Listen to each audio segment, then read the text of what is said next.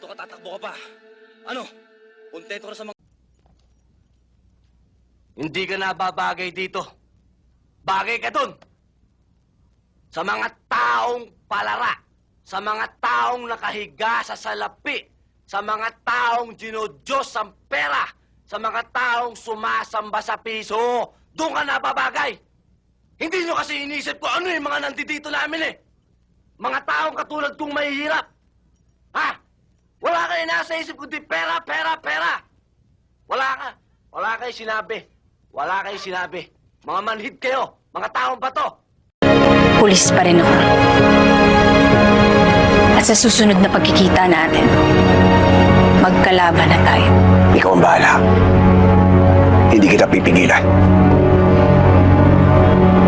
Dahil naiintindihan ko ang tungkulin mo. Pero isa lang sasabihin ko sa'yo. Hindi kita ituturing na kalaban.